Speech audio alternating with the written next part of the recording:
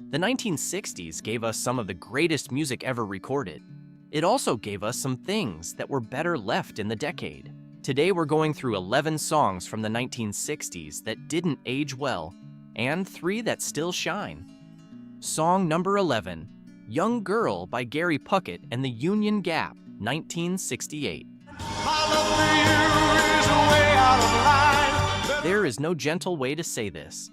Young Girl is a song in which the narrator addresses a girl he is clearly attracted to and tells her she is too young for him. The entire premise is that he is struggling to resist his feelings for someone underage, and the song frames that struggle as romantic tension rather than a warning sign.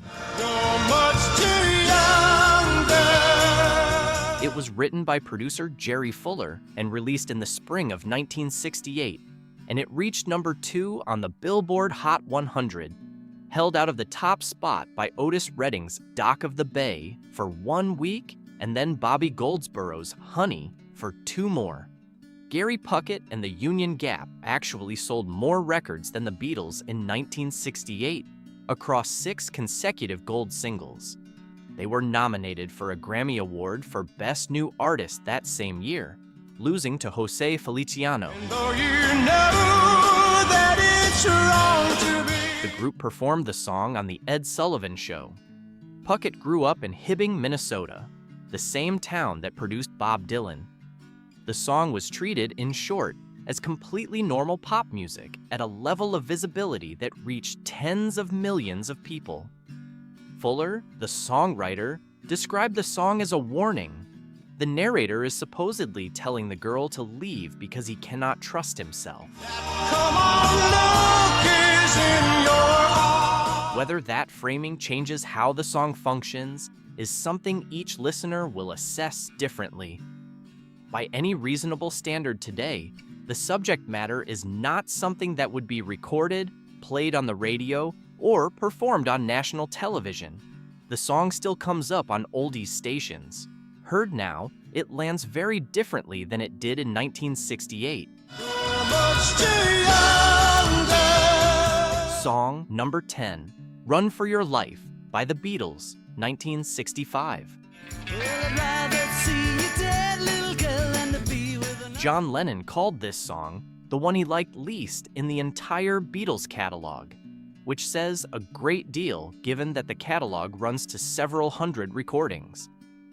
Run for Your Life closes out Rubber Soul, the 1965 album that is otherwise celebrated as one of the group's most musically sophisticated and emotionally honest statements. It contains Norwegian Wood, In My Life, and Girl, among others. You better keep your head, little girl, I won't know where I am. The song's narrator tells his partner that he would rather see her dead than with another man, and describes himself as a wicked man who cannot control his jealousy. Lennon admitted that the song's opening line came directly from an Elvis Presley recording from 1955, taken from an old blues song, and built the rest of the lyric around it. He wrote it quickly, he said, and wished he hadn't. You better run for your life if you can, little girl. In later years, Lennon spoke honestly about the domestic violence that had characterized some of his early relationships, a confession that was remarkable for its directness, and that made the song's possessive rage much harder to dismiss as mere fiction or dramatic posturing. At the time of the album's release in December 1965, Run for Your Life received positive notices as part of a larger whole. And I can't spend my whole life trying just to make it total. Critics praised Rubber Soul broadly for its emotional complexity, and the song was placed alongside its more thoughtful neighbors without much distinction being drawn. It was 1965. A narrator expressing violent jealousy in a pop song was not automatically read as a red flag. Listening now, without that context, the lyrics are simply threatening. Got you with another man, that's the end. Song number 9, Honey by Bobby Goldsboro, 1968. See the tree, how big it's grown, but friend, it hasn't been too long. Honey was the best-selling single in the entire world in 1968, outselling the Beatles, Hey Jude, spending 5 weeks at number 1 on the Billboard Hot 100 and reaching number 1 in Australia, Canada, Ireland, and New Zealand. It was the 200th song to hit number 1 on that chart.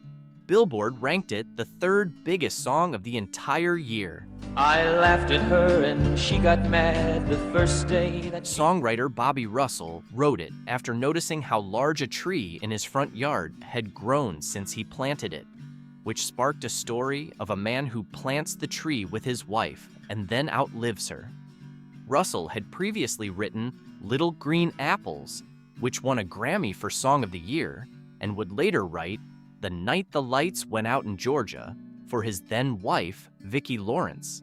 Then the first snow came and she ran out to brush the snow away. Goldsboro initially thought Honey was too maudlin to record. He eventually did record it in one session in Nashville and quickly changed his assessment. The issue is not that the song is about grief. Grief is a legitimate subject. The issue is the portrait of the wife herself, who is painted as childlike, clumsy, and in need of gentle management. She cried at movies. She accidentally damaged things. I came home unexpectedly and caught her crying. The narrator describes her with a mix of fondness and barely veiled condescension that was not apparently visible to the 1968 listening audience. The song won Country Music Association Song of the Year in 1968. A 2006 CNN piece nominated it as the worst song of all time. Rolling Stone's 2011 Readers' Poll ranked it 2nd among the worst songs of the decade. The orchestral arrangement, complete with an angelic choir signaling Honey's death, has not been kind to time. It hasn't been too long. It wasn't big. Song number 8, Winchester Cathedral, by the New Vaudeville Band, 1966. Winchester Cathedral went to number 1 in the United States in December 1966, knocking the Supremes' You Keep Me Hangin' On off the top spot, then being displaced by the Beach Boys' Good Vibrations, only to come back and reclaim the number 1 position for 2 more weeks. It sold over 3 million copies worldwide and was certified gold by the RIAA. It then won the Grammy Award for Best Contemporary Rock and Roll Recording in 1967, beating out records that were actually contemporary rock and roll. The song was entirely a studio creation by British songwriter Jeff Stevens, who assembled a group of anonymous session musicians and had the lead vocal sung by John Carter, formerly of the Ivy League, My baby left town. with his hands cupped around his mouth to simulate the megaphone sound of a 1920s Rudy Vallee recording. Stevens later confirmed Carter as the vocalist. He had been listed only vaguely in early credits. There was no actual New Vaudeville Band until the song became an international hit, and Stevens needed to assemble one for touring. He reached out to the Bonzo Dog Doo-Dah Band, who played similar music. Only one member, Bob Kerr, agreed to join. The joke of the song, its entire reason for existing, was that it sounded like something from 40 years earlier. Not everyone knows just how much. In 1966, that deliberate anachronism was charming and novel. Heard today, with the novelty long since absorbed and the joke explained rather than felt, there is not a great deal left. It remains a fascinating piece of pop history, but it aged the moment the record stopped playing, which novelty records almost always do. If only you'd started ringing your bell. Song number 7, Tie Me Kangaroo Down, Sport, by Rolf Harris, 1963. Watch me wallabies feed, mate. Watch me wallabies feed. Rolf Harris wrote Tie Me Kangaroo Down, Sport in 1957 and first recorded it in 1960 when it went to number 1 in Australia and reached the UK top 10. It was inspired by Harry Belafonte's Calypso recordings and built around a wobble board, a thin sheet of masonite that that Harris had originally used as a painting surface before discovering its percussive properties by accident. Tie me kangaroo down, sport, tie me kangaroo down. The American re-recording in 1963 was produced by George Martin, who had been Harris's producer before shifting his attention entirely to the Beatles. That version reached number 3 on the Billboard Hot 100 and spent 5 weeks in the American top 10. A Denver disc jockey initially played it as a joke, asking listeners what a didgeridoo was, and the audience reaction led Epic Records to release it as a single. The original lyrics included a verse using an offensive slang term for Aboriginal Australians, which Harris later acknowledged as racist and expressed regret for writing. Don't go acting the fool, girl, just keep me cockatoo cool. All together. He said in a 2006 interview that he had not sung that verse since 1960. The American version removed the verse. In 2014, Rolf Harris was convicted in the United Kingdom of 12 counts of indecent assault against children and sentenced to 5 years and 9 months in prison. His name, and by extension, every recording associated with it, carries a weight now that has nothing to do with wobble boards or the Australian outback. Harris died in 2023 at the age of 93. Tie me kangaroo down, sport, tie me kangaroo down. Song number 6, Wives and Lovers by Jack Jones, 1963.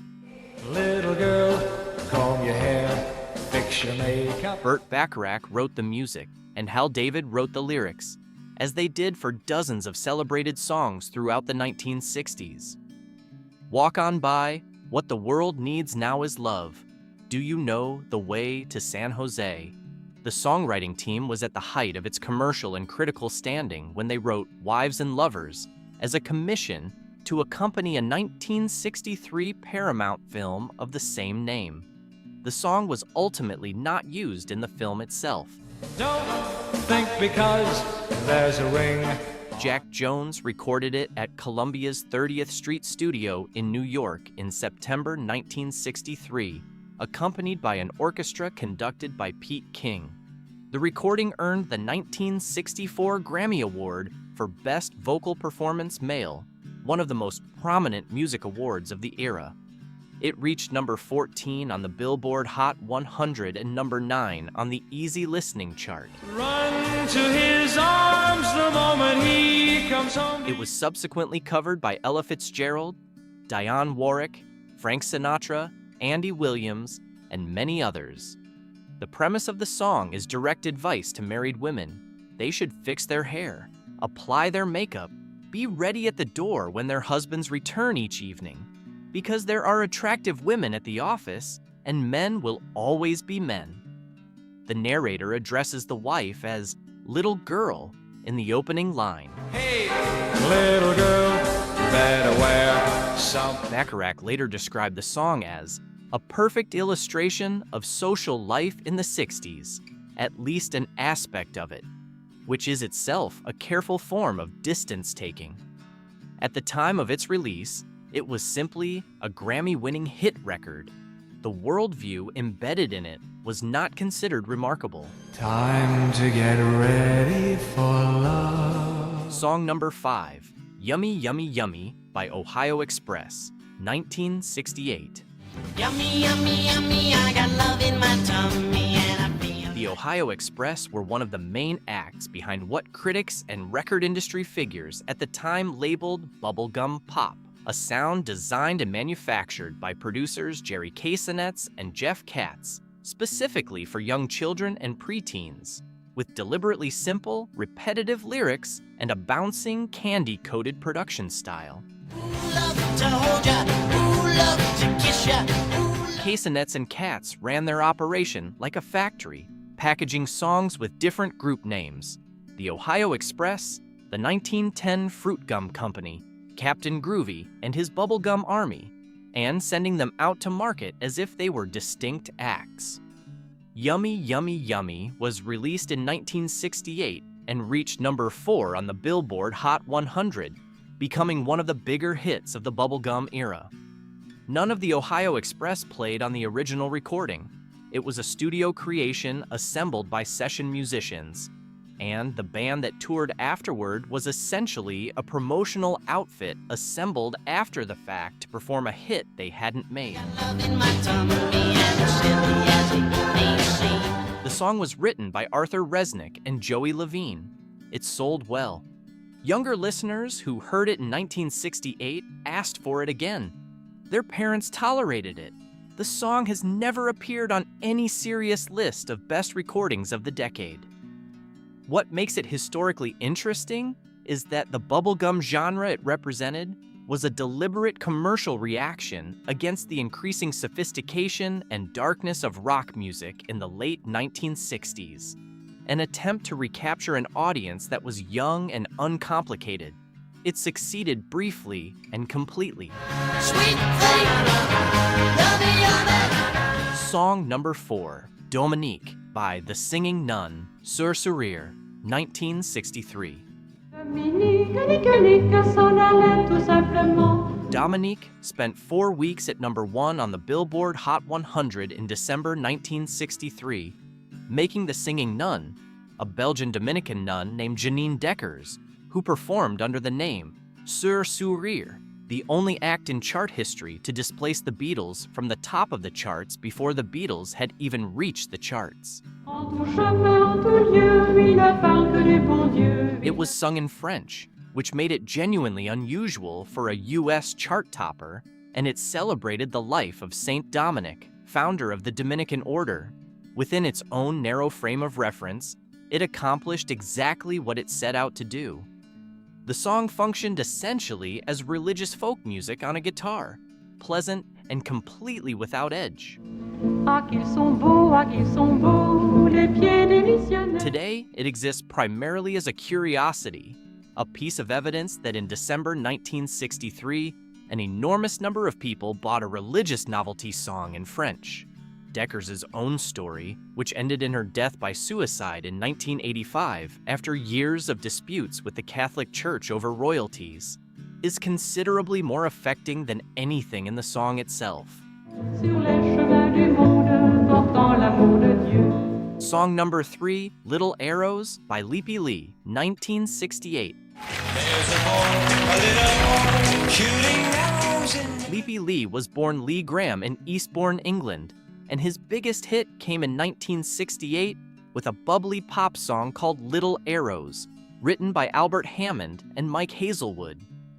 Hammond went on to write It Never Rains in Southern California in 1972 and contributed to a long list of more enduring songs.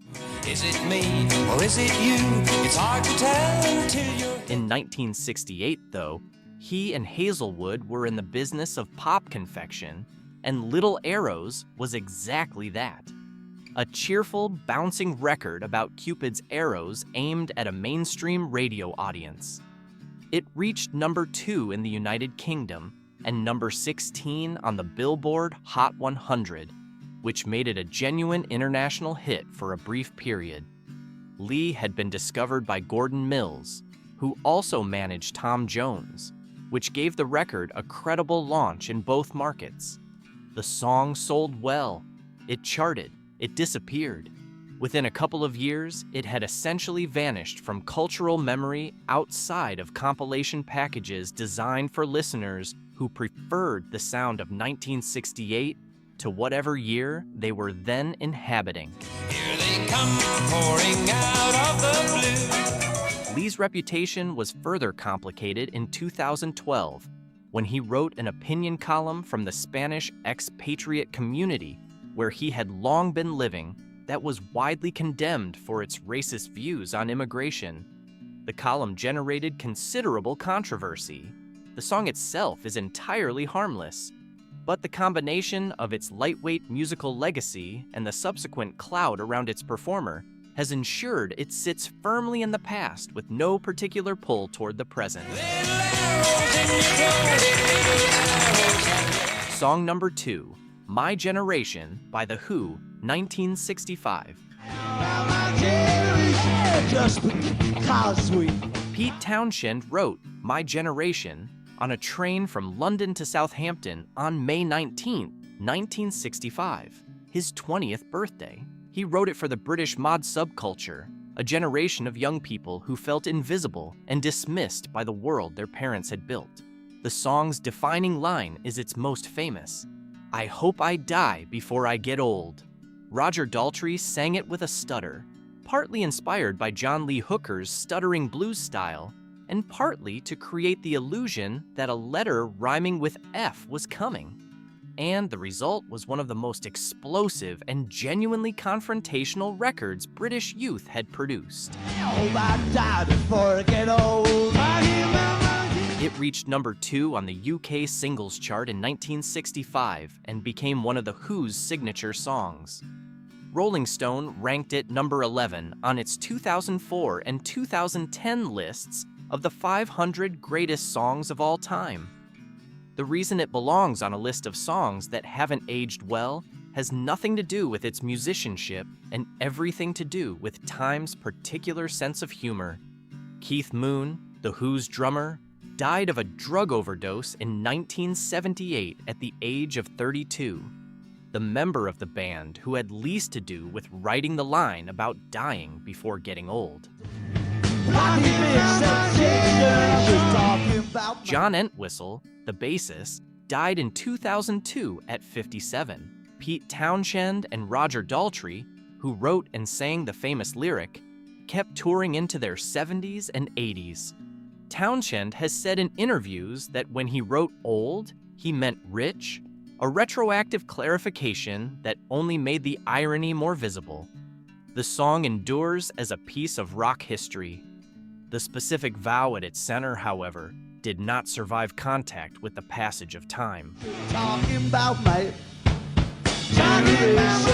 Song number 1, Monster Mash, by Bobby Boris Pickett and the Crypt Kickers, 1962.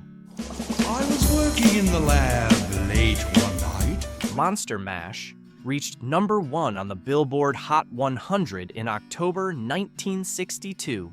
Halloween season, appropriately enough, and it has returned to the charts almost every October since, making it one of the most periodically durable novelty records in American chart history. When my eyes beheld an eerie sight. Bobby Pickett, a struggling actor and comedian, wrote and recorded it with his producer and collaborator Leonard Capizzi after Pickett discovered that doing a Boris Karloff impression in clubs got a reliable laugh. The song's narrator, a scientist who hosts a monster dance party in his laboratory, spoke in that impression throughout. Karloff, whose 1931 Universal Pictures performance as Frankenstein's monster Pickett was imitating, reportedly heard the song and enjoyed it. The BBC banned it on its initial British release on the grounds that it was too morbid, which stands as one of the more puzzling broadcasting decisions of the early 1960s. He did the monster mash from my laboratory in The song was not released in the United Kingdom until 1973, at which point it reached number 3 on the UK singles chart. The case for including Monster Mash on a list of songs that haven't aged well is not that it is offensive or problematic in any meaningful sense. It isn't. The case is simply that a novelty song built entirely around one joke, executed with total efficiency and no musical ambition beyond that joke, has a natural shelf life. Every time you hear it in October, it has not aged. Every time you hear it in February, it has aged considerably. Strip away the season and the accumulated nostalgia, and what remains is a 2-minute Halloween comedy record from 1962. and do my graveyard smash. 3 that still shine. Song number 1, A Change Is Gonna Come by Sam Cooke, 1964. I was born by the river. Sam Cooke wrote A Change Is Gonna Come in late 1963, motivated partly by hearing Bob Dylan's Blowin' in the Wind and asking himself why a white folk singer from Minnesota was saying things more directly about the condition of Black Americans than he himself had yet said in his own music. A long time coming, but I know. He was also motivated by a specific experience. In October 1963, Cook attempted to check into a whites-only motel in Shreveport, Louisiana, with his wife and was turned away. He was one of the most commercially successful entertainers in the country at the time. The song was recorded in January 1964 with a lush orchestral arrangement and was released as a B-side in December 1964, just days after Cook was shot and killed at a Los Angeles motel on December 11th. It's been too hard living. He was 33 years old. The song reached number 9 on the R&B chart after his death. It was played at civil rights gatherings and marches and has since been recorded by dozens of artists across multiple generations. Rolling Stone ranked it number 12 on its 2021 revision of the 500 greatest songs of all time. What makes A Change Is Gonna Come endure is not only the weight of its subject matter, but the specificity and quietness of Cook's delivery. The voice of a man who had achieved enormous success in mainstream American culture, speaking plainly and without performance about what that country had still not offered him. 60 years on, the song has not become a document. It has remained a reckoning. A long time coming, but I know. Song number 2, The Sound of Silence by Simon and Garfunkel, 1964. Hello, darkness, my old friend. The Sound of Silence was originally recorded in June 1964 and appeared on Simon & Garfunkel's debut album Wednesday Morning, 3 a.m., released on Columbia Records. The album sold so poorly, fewer than 3,000 copies in its first year, that the duo split up, with Simon moving to England to pursue a solo folk career. In restless dreams I walked alone. The song would have ended there if not for producer Tom Wilson. Wilson had been Bob Dylan's producer and had overseen the controversial electric overdubbing of Dylan's The Times They Are A-Changin'. And in 1965, without contacting Paul Simon or Art Garfunkel, he applied the same technique to The Sound of Silence. He added electric guitar, electric bass, and drums to the original acoustic track and released it as a single. Simon heard the remixed version for the first time on a jukebox in England and reportedly found it strange and a bit jarring.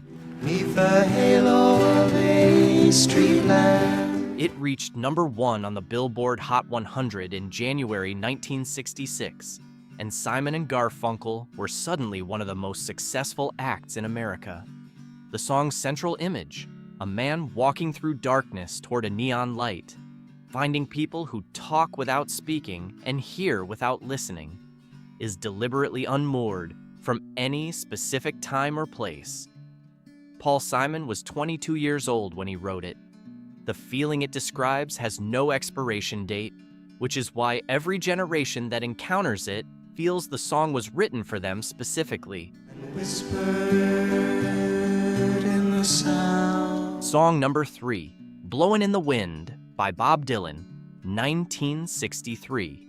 Before you call him a man. Bob Dylan wrote Blowin' in the Wind and first performed it publicly at Gertie's Folk City in Greenwich Village in April 1962. He had written it quickly, reportedly in about 10 minutes, at a cafe table. It was recorded for his second album, The Freewheelin' Bob Dylan, released in May 1963, and was immediately recognized within the folk community as something important. Peter, Paul, and Mary recorded a cover version that reached number 2 on the Billboard Hot 100 that same summer, one of the fastest climbing covers of the decade, introducing the song to a vast mainstream audience that had not yet found Dylan's album. The Dylan original eventually became the more celebrated version, as his originals generally did. Before they're forever banned. The song poses a series of questions about war, freedom, and human dignity. without providing any answers, concluding only that the answer is somewhere out in the wind. That deliberate refusal to resolve, the choice to ask rather than declare, is what has kept the song functional across decades and across causes the writers of the 1960s could not have anticipated. Joan Baez performed it at the March on Washington in August 1963, 3 weeks after the album's release. It has been performed at civil rights events, anti-war rallies, in concert halls in dozens of countries, and at the Nobel Prize ceremony in Stockholm when Dylan was awarded the Nobel Prize in Literature in 2016, an award given partly in recognition of songs like this one, works that travel as literature does, carrying weight that no single decade can fully contain. Is a blowing in the wind. The 1960s were extraordinary, but not everything that came out of that decade held up, and the ones that didn't can tell you as much about that era as the ones that did. The 3 songs at the end of today's list are ones that still mean something, not because of nostalgia, but because what they were saying didn't expire. If you enjoyed going through all of this, hit that like button and subscribe. There are plenty more of these waiting for you right here. We'll see you in the next one.